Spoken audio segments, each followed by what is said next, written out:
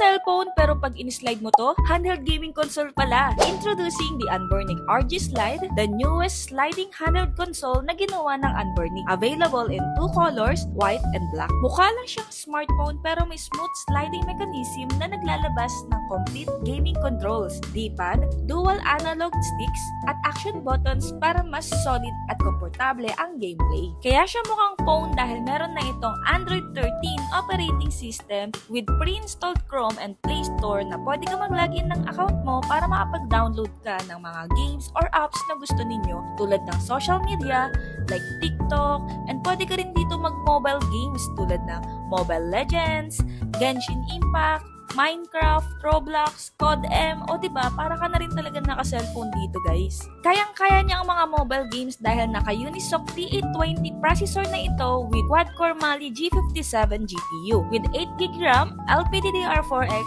and 128GB internal storage. Pwede ka rin dito mag-connect ng Wi-Fi hotspot or internet and Bluetooth para sa online multiplayer, cloud gaming, at compatible sa iba't ibang Bluetooth accessories tulad ng Bluetooth controllers, headset, keyboards, mouse, at kung ano mang gusto mo i-connect na Bluetooth devices. Ang kinagandahan pa nito, meron siyang built-in cooling fan sa likod para hindi uminit ang console kahit matagal ang gaming sessions. Sa screen display naman, meron itong 4.7 inches LTPS display at touchscreen na rin. Malinaw, smooth, at perfect para sa handheld gaming. At pwede ka pa manood ng mga gusto mong panoorin. Ang kaya nitong magpatakbo ng retro games hanggang modern games. Full support ito ng mga emulator simula arcade hanggang PS1, PS2, PSP, Game Boy, Dreamcast, at marami pang iba. And honestly, ito ang pinaka-premium box presentation na nakita ko sa handheld consoles.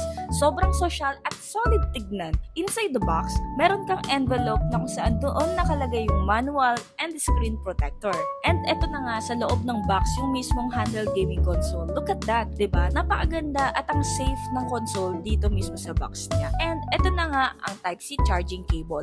Ang kinagandahan pa dito, meron kang extra grip cups for joystick. So, kung gusto mo ng all-in-one device na mukhang phone pero pang hardcore gamer pala, ito na ang next level handheld console para sa'yo. At pwede mo na rin isabay itong pouch bag na perfect fit sa kanya. Ilalagay ko na lang ang link nila sa yellow basket.